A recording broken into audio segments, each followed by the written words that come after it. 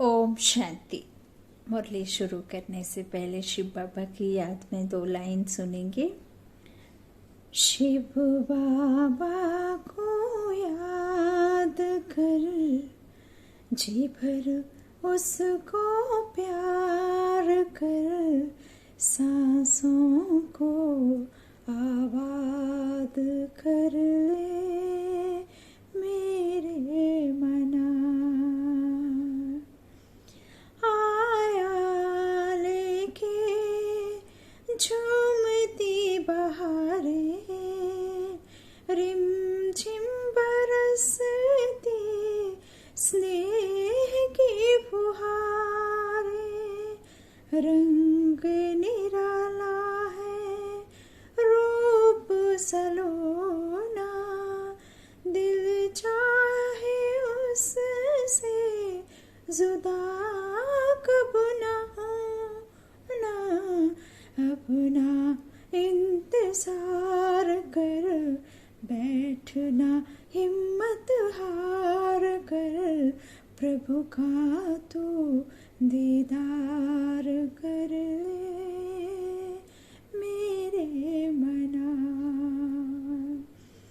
शिव बाबा को याद कर, जी भर उसको प्यार कर, सांसों को आबाद कर ले मेरे मना।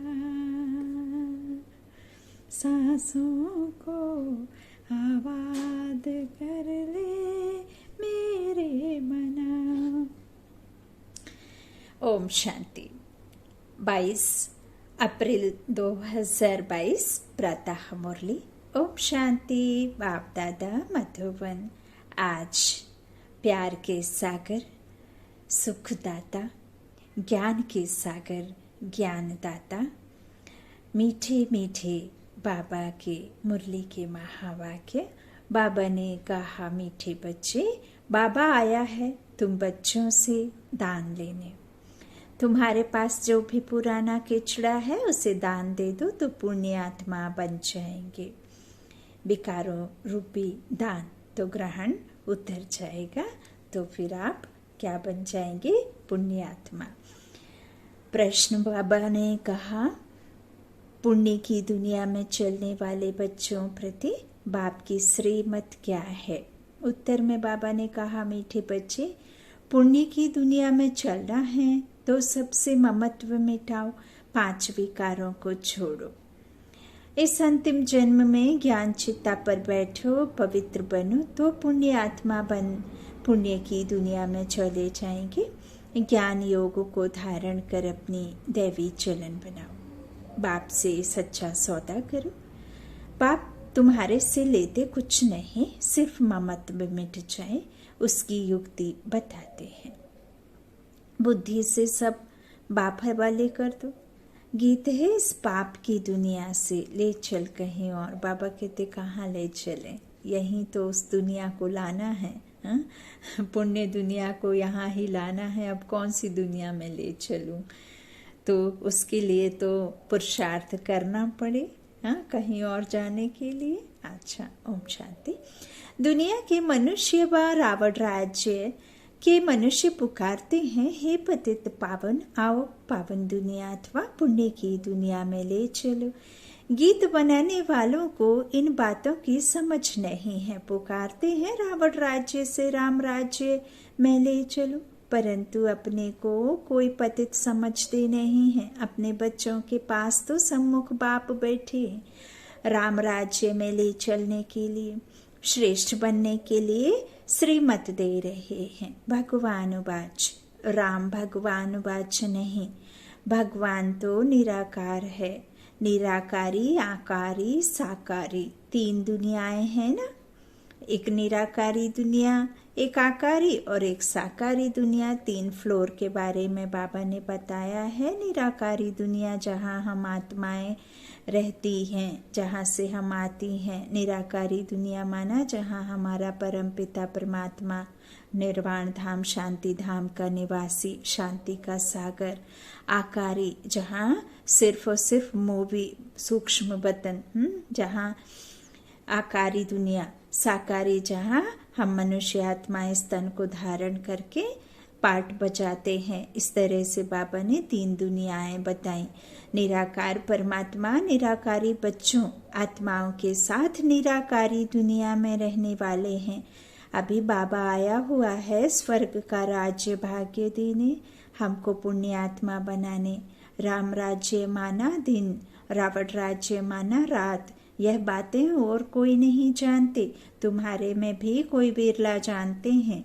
इस ज्ञान के लिए भी पवित्र बुद्धि चाहिए। मूल बात है याद की।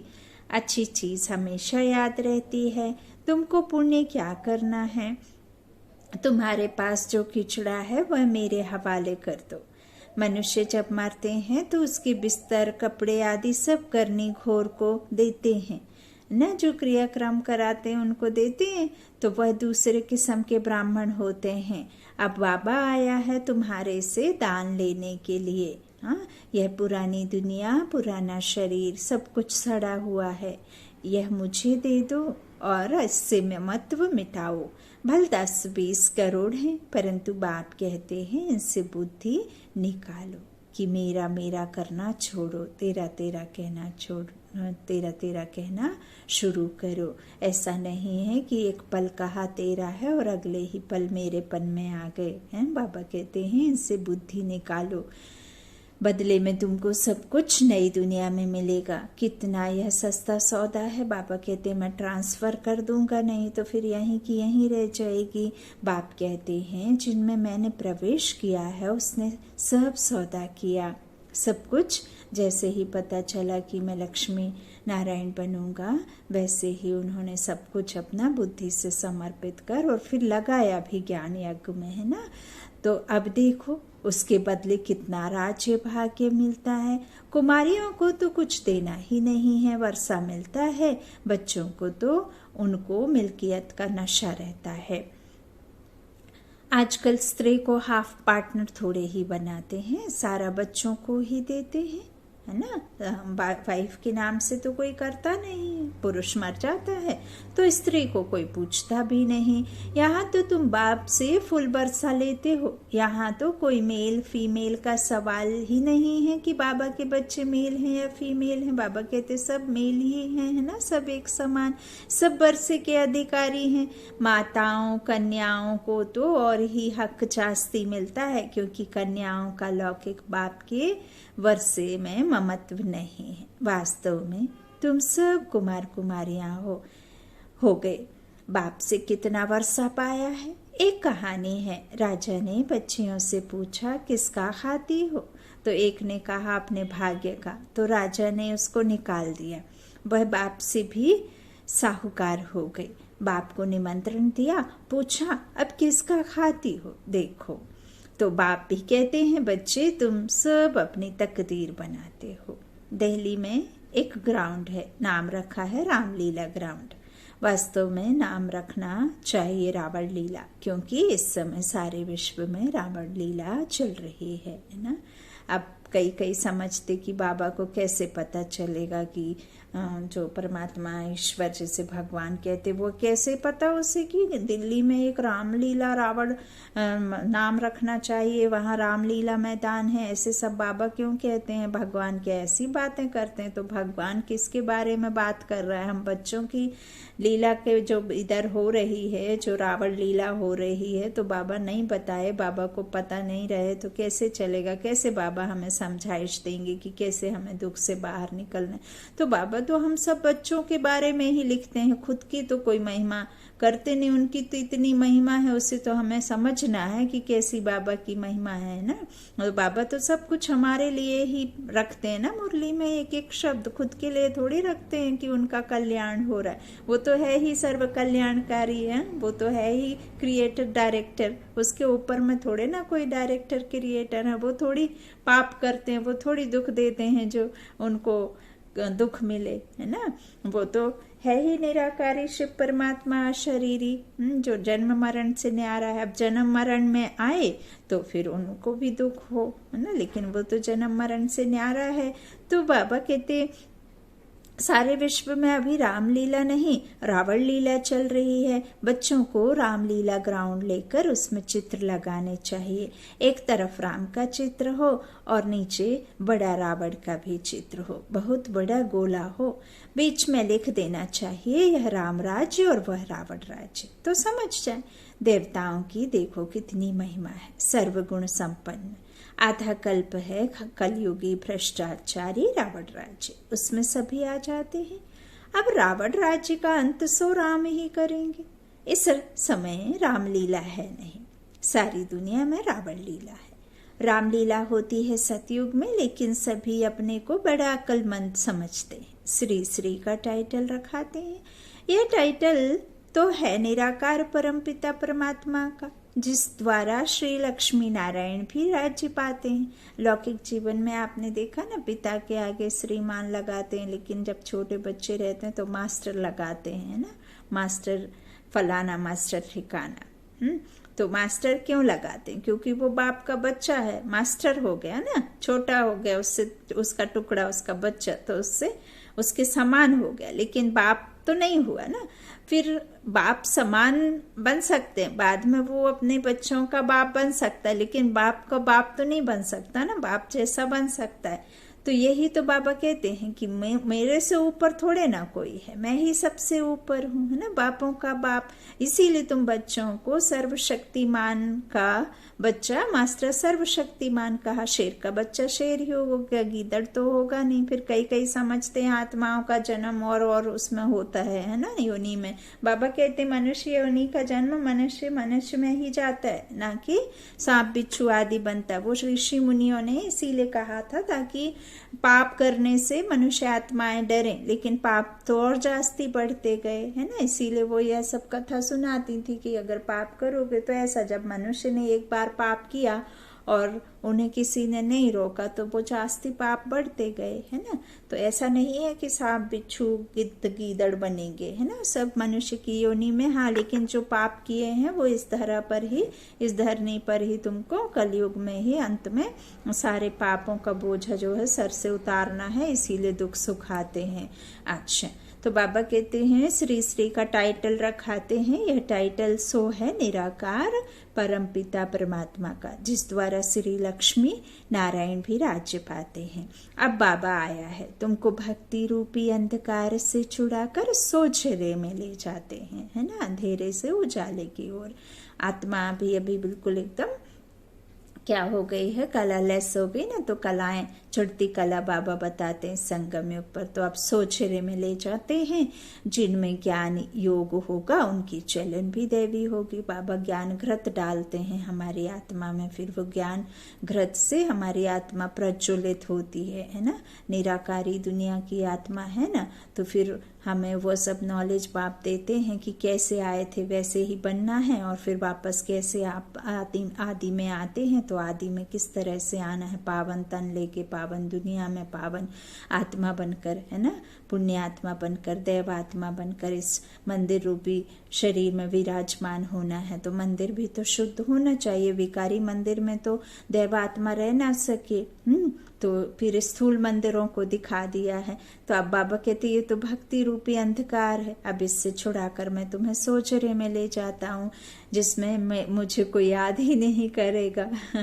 तो जिनमें ज्ञान योग होगा उनकी चलन भी दैवी होगी। आसुरी चलन वाले किसका भी कल्याण नहीं कर सकते। झट मालूम पड़ जाता है इसमें आसुरी अवगुण है या दैवी गुण है।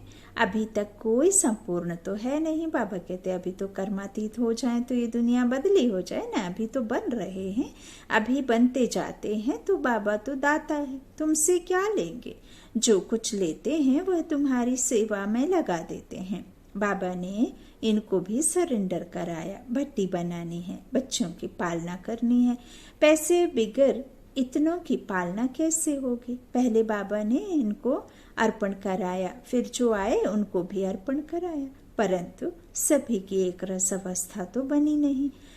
बहुत चलते भी गए बिल्ली के पुंगरों की कहानी। नंबरवार पुरुषार्थ अनुसार सब पक कर निकले। बाबा तो पुण्य की दुनिया में ले जाते हैं। सिर्फ कहते हैं 5 विकारों को छोड़ो, हम तुमको प्रिंस प्रिंसेस बनाएंगे।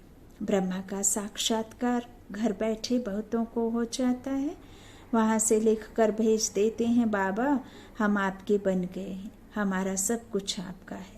बाबा कुछ लेते नहीं। बाबा कहते हैं सब कुछ अपने पास रखो।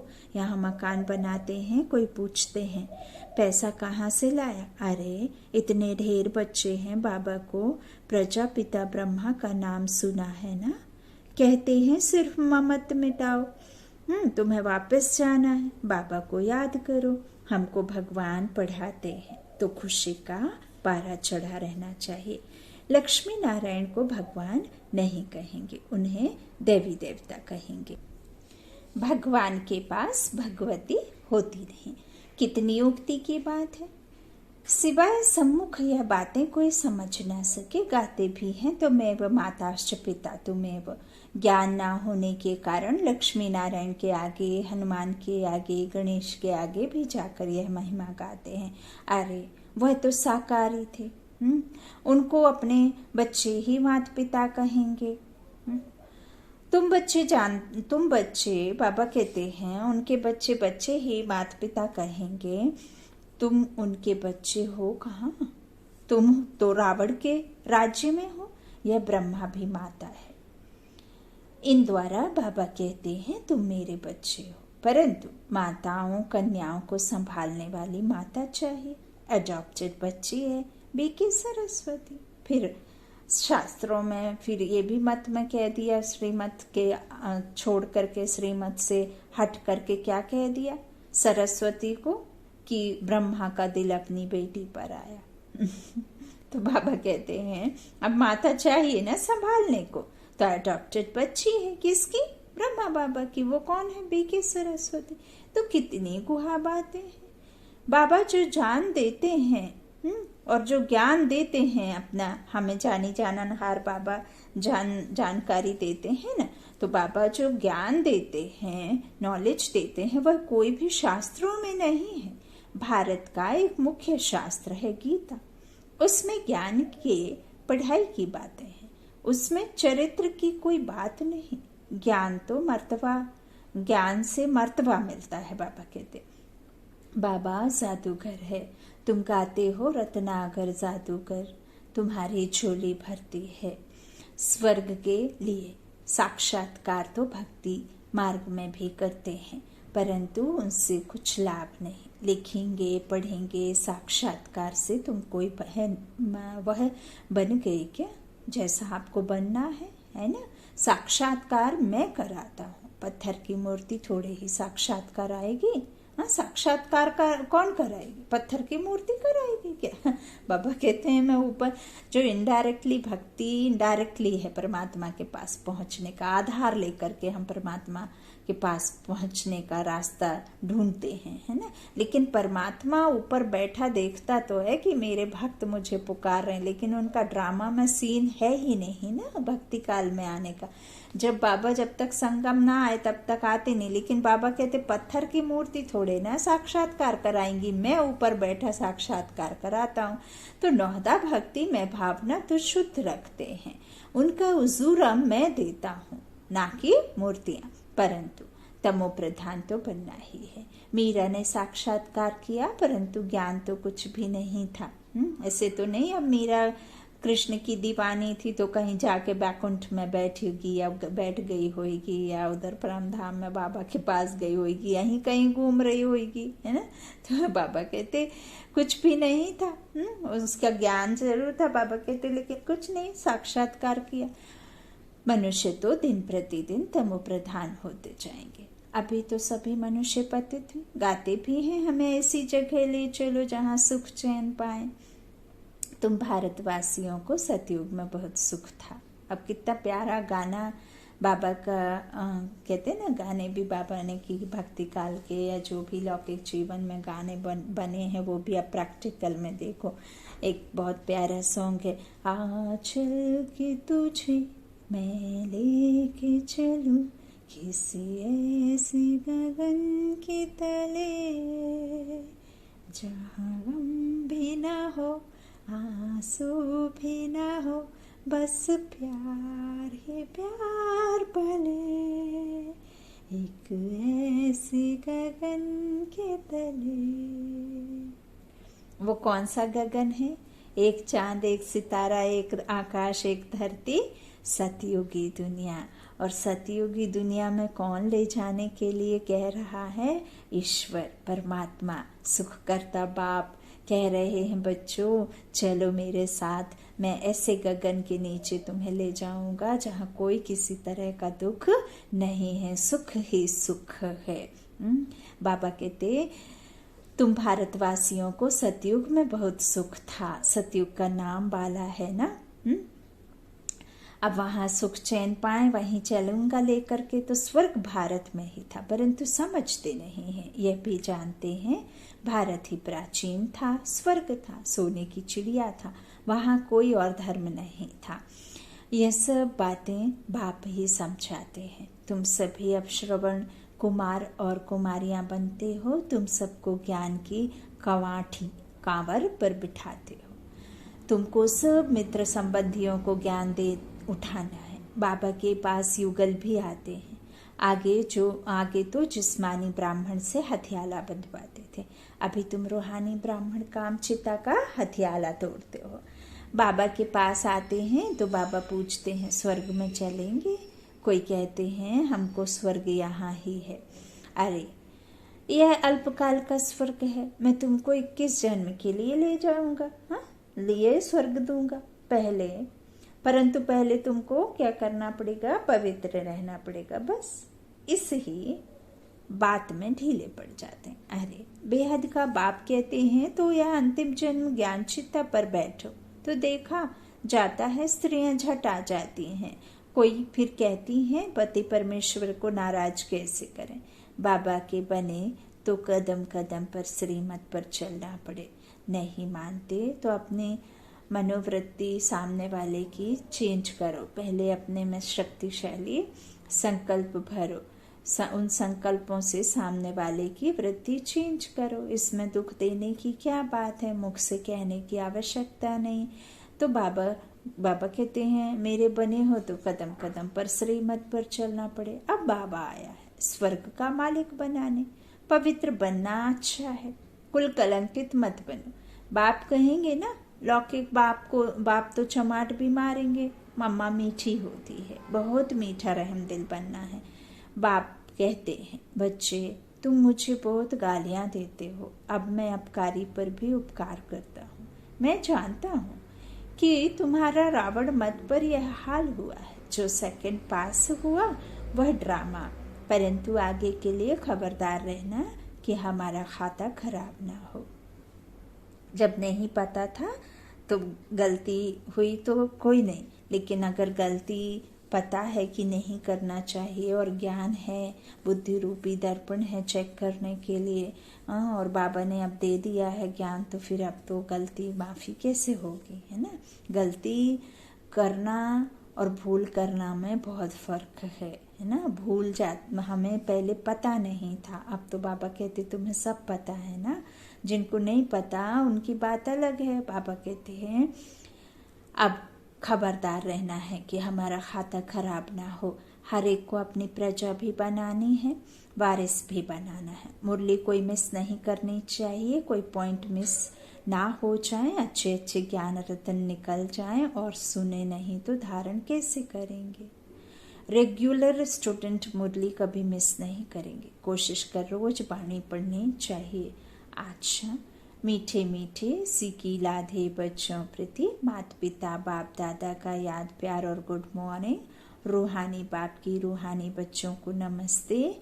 हम रूहानी बच्चों की रूहानी माता पिता बाप दादा को याद प्यार और गुड मॉर्निंग। शुक्रिया बाबा, मीठे बाबा, प्यारे बाबा। धारणा के लिए मुख्य सार। पहला, बाबा ने कहा अपना खाता खराब ना हो, इसके लिए बहुत खबरदार रहना है। कभी कुल कलंकित नहीं बनना है। पढ़ाई रोज पढ़नी है, मिस नहीं करनी है।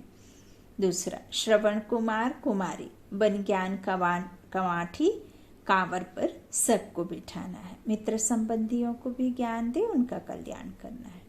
वरदान है, अपने ऑक्यूपेशन की स्मृति द्वारा मन को कंट्रोल करने वाले राजयोगी भव। अमृत वेले तथा सारे दिन में बीच बीच में अपने ऑक्यूपेशन को स्मृति में लाओ कि मैं राजयोगी हूँ। राजयोगी की सीट पर सेट होकर रहो। राजयोगी माना राजा, जो स्व की कर्मेंद्रियों को कंट्रोलिंग पावर में रखता है ना। अपनी कर्मेंद्रियों को बच्चा बना लेता। बच्चे को कहो ना कि जहाँ बैठो भल वो अंदर से कितना भी कुछ हो, कुछ, लेकिन वो बात सुन के वहीं बैठा रहता है ना। तो राजयोगी माना राजा, उसमें कंट्रोलिंग और रोलिंग पावर होती है। वह 1 सेकंड में मन को कंट्रोल कर सकते हैं।